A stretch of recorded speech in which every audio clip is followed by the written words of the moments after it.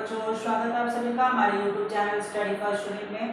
आज मैं आप लोग को biology class 9 chapter composition of blood समझाने वाला हूँ इस वीडियो में। ब्लड बेसिकली जो होते हैं वो दो पार्ट में डिवाइड होते हैं। जो ब्लड के सेल होते हैं उन्हें दो पार्ट में डिवाइड किया गया है, चाहे वो WBC के सेल हो, चाहे RBC के सेल हो या प्लेटलेट्स हो।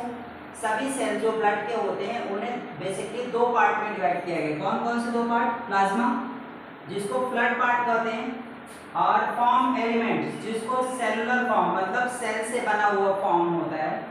इस तरीके से हम ब्लड चाहे WBC हो, RBC हो या प्लेटलेट्स हो, उसे दो बेसिक फॉर्म में डिवाइड करते हैं।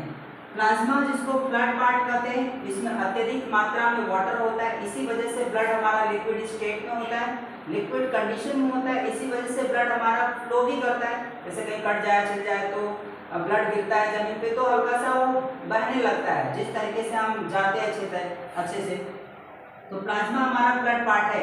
इसमें जो वाटर होता है, कुल प्लाज्मा के जो पार्ट हैं वो हम आपको बता देते हैं। वाटर, प्रोटीन और इसके अलावा सॉल्ट और अदर सब्सटेंसेस, कुल मिलाकर के बेसिकली प्लाज्मा के चार पार्ट हैं: वाटर, प्रोटीन्स, सॉल्ट और अदर सब्सटेंसेस। जिसमें हम अगर हम बात करें वाटर की, तो प्लाज्मा में वाटर की जो कुल मात्रा होती है वो 92 से लेकर 94% होती है। 4% में ही ये बाकी सब आते हैं, 6% सॉरी। यानी प्लाज्मा का जितना वाला पार्ट होता है उस पूरे पार्ट में 92 से लेकर 94% जो आता है वो सिर्फ और सिर्फ वाटर आता है, ये वाला। बाकी प्रोटीन, सॉल्ट और अदर सब्सटेंसेस मिलाकर के कुल 6% आता है। तो आप अंदाजा लगा सकते हैं कि इसे ब्लड पार्ट क्यों कहते हैं, ये लिक्विड स्टेट में क्यों होता है, ये ब्लड को मूवमेंट करने में क्यों मदद करता है, फ्लो करने में क्यों मदद करता है। क्योंकि इतनी मात्रा में अगर वाटर कंटेन है प्लाज्मा में तो बेशक है कि ये मूवमेंट करेगा या फ्लड केस में पाया जाएगा, लिक्विड स्टेट में पाया जाएगा। चलिए, प्रोटीन कुल कितना होता है प्लाज्मा में वो देख लेते हैं। एक एक करके बारी बारी से पहले इधर वाला पार्ट हम क्लियर कर देंगे, फिर इधर वाले पार्ट की तरफ चलेंगे। प्रोटीन देख लेते हैं प्लाज्मा में कुल कितना होता है। इस डायग्राम को हम इरेज करेंगे क्योंकि पूरा डिटेल आपको समझाना होगा।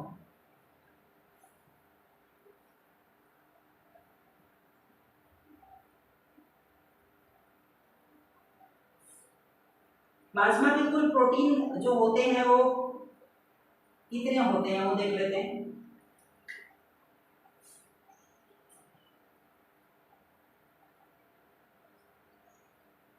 प्रोटीन्स, प्लाज्मा में कुल 5 प्रोटीन होते हैं।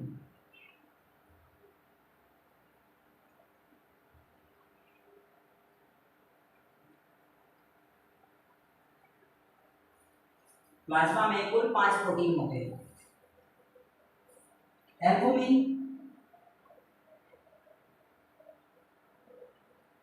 ग्लोबुलिन,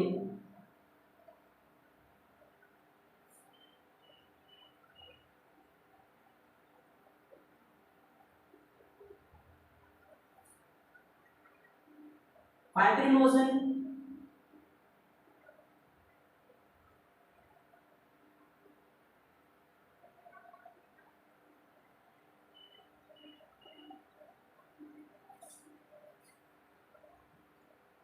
प्रोथ्रोम्बिन,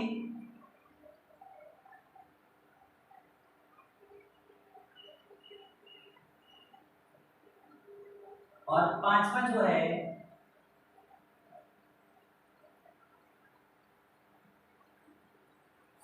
वो है एंटीबॉडीज।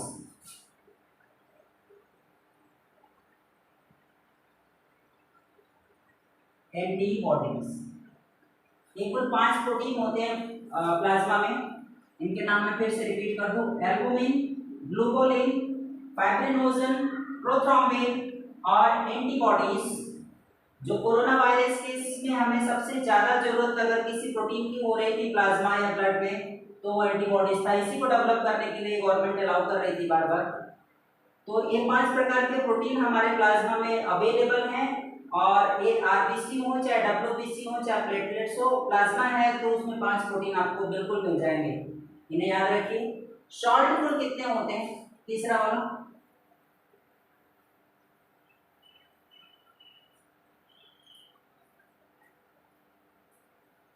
शॉर्ट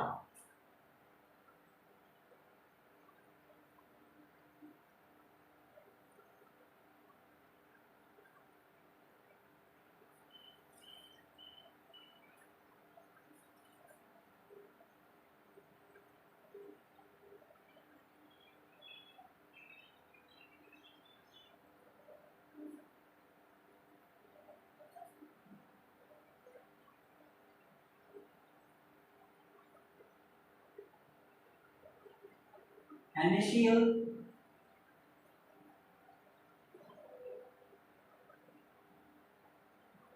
K2CO3,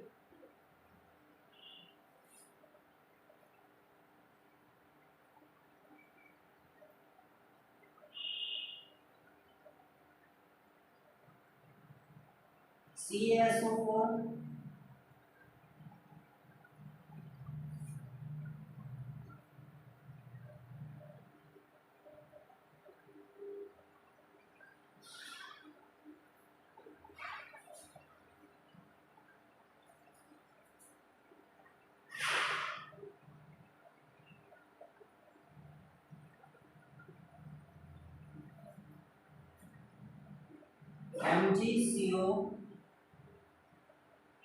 MgSO4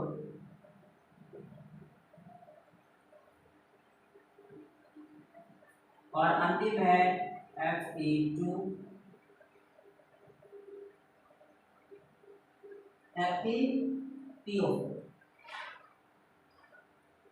ये कुल 5 प्रकार के सॉल्ट भी पाए जाते हैं। 1 2 3 4 5, ये 5 सॉल्ट भी पाए जाते हैं प्लाज्मा में, जिसमें NaCl sodium chloride, K2CO3 potassium carbonate, CaHCO3 calcium hydrogen carbonate, MgSO4 magnesium sulphate, FePO4 ferrous phosphate. इस तरीके से कुल मिलाकर के हमारे 5 सॉल्ट है जो कि प्लाज्मा में अवेलेबल है। ये पांचों सॉल्ट नाम याद रखिए। NaCl पॉजिटिव, Na पॉजिटिव होता है सोडियम, क्लोरीन निगेटिव। कुल मिलाकर के पांचों सॉल्ट आपको प्लाज्मा में मिल जाएंगे। पोटेशियम कार्बोनेट अलग अलग कर सकते हैं।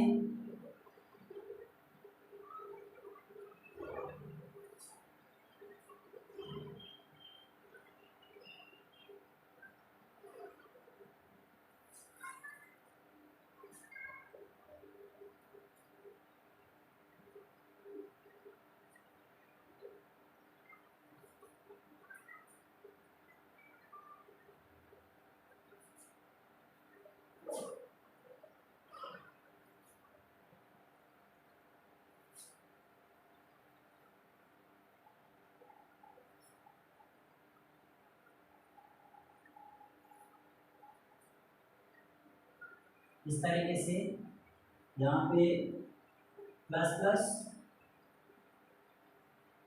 SO4 माइनस माइनस 2 माइनस, इसके अलावा फेरस या P प्लस प्लस और फास्फेट में आप लोग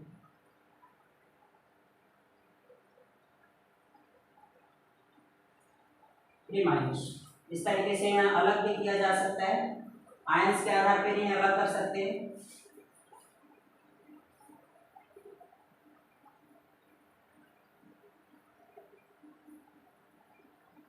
अदर सब्सटेंसेस में क्या है प्लाज्मा का? Other substance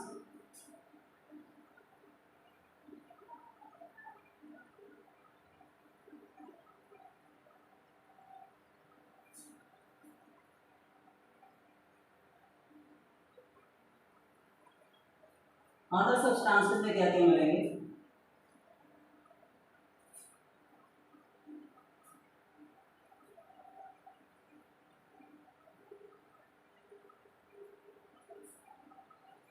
food, respiratory gases,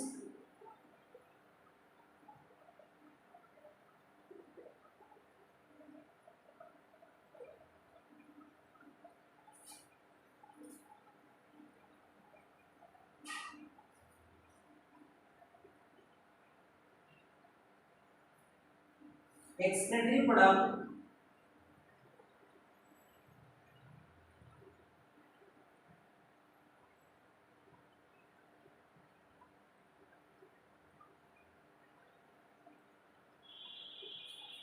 और हार्मोन्स।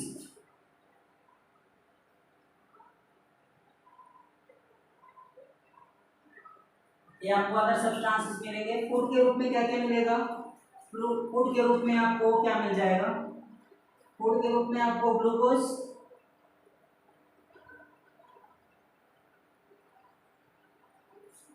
अमीनो एसिड,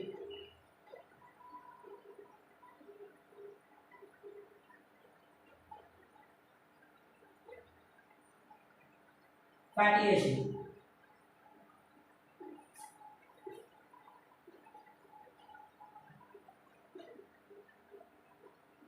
ये फूड के रूप में मिलेगा। गैसेस के रूप में दो गैस है, O2 और CO2।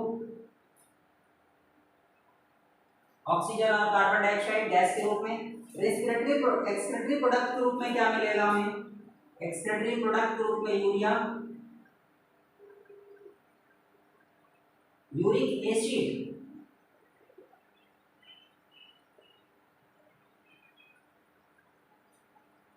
Ammonium salt.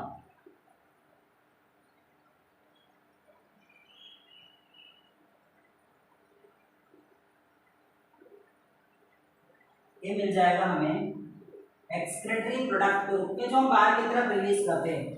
Other substances में आपको food, respiratory gases, excretory product और हार्मोन्स। हार्मोन्स बहुत सारे होते हैं, जिनको हम आने वाले बाकी वीडियो में भी हार्मोन्स डाल देंगे। हार्मोन्स ब्लड में सर्कुलेट होता है, ब्लड के साथ मिक्स होकर के हमारे शरीर के अलग अलग ऑर्गन्स को मिलता है। जिस ऑर्गन्स को या बॉडी पार्ट्स को जरूरत होती है हार्मोन्स की, वो हार्मोन्स ब्लड के साथ मिक्स होकर के बॉडी के अलग अलग हिस्सों में पहुंचता है। तो हार्मोन्स वाला एक चैप्टर है जो हम टॉपिक्स में ले आएंगे अलग किसी वीडियो में, तो हम वो डाल देंगे इसमें। फिलहाल फूड के रूप में हमें क्या मिलेगा? Glucose, amino acid, fatty acid. ये तीन प्रोडक्ट मिलते हैं जो भोजन के रूप में मिलेंगे। रेस्पिरेटरी गैसेस में ऑक्सीजन और कार्बन डाइऑक्साइड। एक्सक्रीटरी प्रोडक्ट के रूप में यूरिया, यूरिक एसिड और अमोनियम सॉल्ट। जो हमारा यूरिन होता है, उस यूरिन में यूरिया की कुछ मात्रा यूरिक एसिड मिक्स होकर के अमोनियम सॉल्ट की पूरी मात्रा जो हमारा यूरिन होता है पास होता है। जो हमें कभी भी हम टॉयलेट के पास अगर खड़े होते हैं तो वहाँ पे एक प्रकार की वो बदबू आती है, बड़ा ही अलग टाइप का। वो बदबू किस वजह से होती है? वो बदबू होती है यूरिक एसिड की वजह से। यूरिया में यूरिक एसिड की मात्रा मिक्स होती है, वह आपके यूरिन के माध्यम से जो होता है वो निकलता है, जिसके बाद स्मेल आती है। अमोनियम सॉल्ट की मात्रा होती है, हल्का सा आपको सॉल्ट की मात्रा भी उसमें नजर आएगी। और हार्मोन्स भी अवेलेबल होता है अदर सब्सटेंसेस में। ये प्लाज्मा वाला जो पार्ट है वो खत्म होता है। सेलुलर एलिमेंट्स की का जो पार्ट्स है उसको भी क्लियर कर लेते हैं। सेलुलर एलिमेंट्स जो हमारे ब्लड का दूसरा वाला पार्ट है।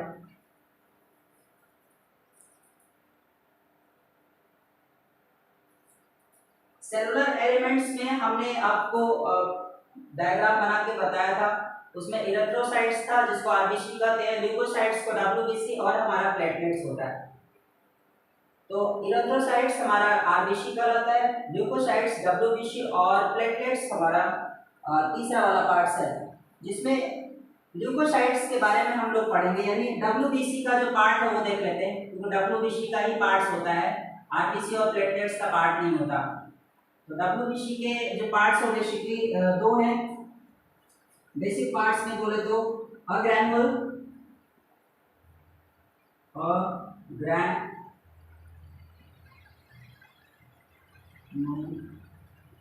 ग्रैनुलोसाइट्स, और दूसरा वाला पार्ट है ग्रैनुलोसाइट्स।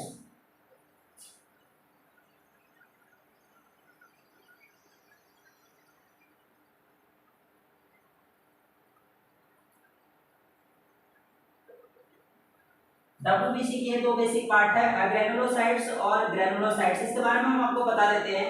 डब्ल्यूबीसी सेल जो होते हैं उसके साइटोप्लाज्म में जब ग्रैनुअल्स अवेलेबल नहीं है, मतलब ग्रैनुअल्स एब्सेंट होते हैं, मैं एक बार फिर से रिपीट कर दूं, डब्ल्यूबीसी के सेल में जो साइटोप्लाज्म वाला एरिया होता है, वो साइटोप्लाज्म में अगर ग्रैनुअल्स नहीं है, ग्रैनुअल मतलब दाने दाने से संरचना अगर नहीं है, तो उसे अग्रैनुलोसाइट्स कहा जाता है। और कुछ डब्ल्यूबीसी के सेल ऐसे होते हैं जिनके साइटोप्लाज्म में, जिनके सेल के साइटोप्लाज्म में ग्रैनुअल्स यानी दाने दाने सी संरचना मौजूद होती है, जिसको ग्रैनुलोसाइट्स कहा जाता है। इनके पार्ट्स भी हैं, वो भी देख लेते हैं। और ग्रैनुलोसाइट्स के दो पार्ट हैं,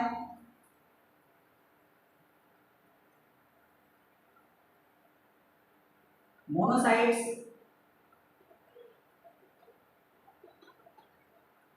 और दूसरा वाला पार्ट्स है लिम्फोसाइट्स।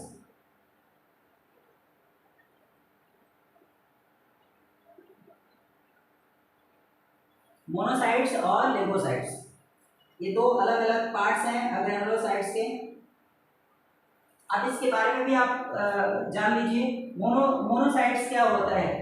जब भी हमारा ग्रैनुअल्स होता है, ग्रैनुअल्स का जो सेल होता है, हर सेल में न्यूक्लियस होते हैं, उसमें डब्ल्यूबीसी के सेल में भी न्यूक्लियस होंगे। जो ग्रैनुलोसाइट्स का जो मोनोसाइट्स है, यानी ग्रैनुलोसाइट्स का जो दो पार्ट्स है मोनोसाइट्स, इस मोनोसाइट्स के जो सेल होते हैं ना, वो पूरी तरीके से राउंड शेप में होते हैं। जो मोनोसाइट्स के भीतर जो न्यूक्लियस होते हैं, मोनोसाइट्स आपका सेल है, डब्ल्यूबीसी सेल है, डब्ल्यूबीसी सेल के अंदर ग्रैनुलोसाइट्स पाया जाता है। ग्रैनुलोसाइट्स के दो भाग है, जिसमें मोनोसाइट्स और लिम्फोसाइट्स है। तो हम डब्ल्यूबीसी सेल की ही बात कर रहे हैं फिलहाल। उसमें जो ग्रैनुअल्स मौजूद होते हैं, अब इसके सेल की संरचना क्या होती है? मोनोसाइट्स के सेल की संरचना, जो न्यूक्लियस की विशेष संरचना होती है, न्यूक्लियस की जो विशेष संरचना होती है वो पूरी तरीके से राउंड होती है। इसमें न्यूक्लियस की संरचना जो होती है हॉर्स शू शेप में होता है, कुछ इस तरीके से। ये हॉर्स शू शेप है। तो याद रखिए, डब्ल्यूबीसी के सेल में जहां पे ग्रैनुअल्स पाए जाते हैं, मतलब जब आपके ग्रैनुअल्स अवेलेबल नहीं होते हैं, ऐसी दशा में मोनोसाइट्स के जो न्यूक्लियस होते हैं वो राउंड शेप में होते हैं, और लिम्फोसाइट्स के जो न्यूक्लियस होते हैं वो हॉर्स शू शेप में होते हैं। अब चलिए दूसरी तरफ चलते हैं। ग्रैनुअल्स, ग्रैनुअल्स का मतलब होता है डब्ल्यूबीसी के वे सेल्स जिसके साइटोप्लाज्म में दाने दाने से संरचना अवेलेबल होती है, उसे ग्रैनुअल्स कहते हैं। ग्रैनुअल्स के भी कुछ पार्ट है, वो देख लेते हैं। इसके तीन मुख्य पार्ट है, वो क्लियर कर लेते हैं।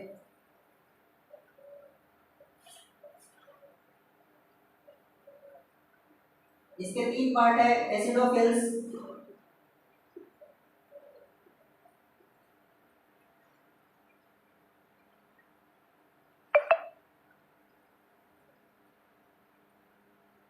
दूसरा वाला बेसोफिल्स,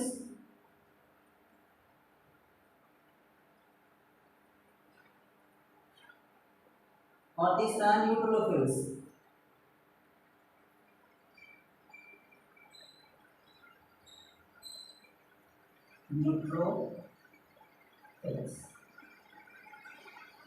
ये तीन पार्ट है ग्रैनुअल्स के, ग्रैनुलोसाइट्स के। एसिडोफिल्स का भी मतलब न्यूक्लियस से ही है, यानी डब्ल्यूबीसी जिसमें ग्रैनुअल्स पाए जाते हैं साइटोप्लाज्म में। एसिडोफिल्स में न्यूक्लियस कैसे होते हैं? एसिडोफिल्स के न्यूक्लियस पूरी तरीके से राउंड शेप में होते हैं, लेकिन इरेगुलर होते हैं। इसमें 2 से लेकर 6 तक न्यूक्लियस पाए जाते हैं।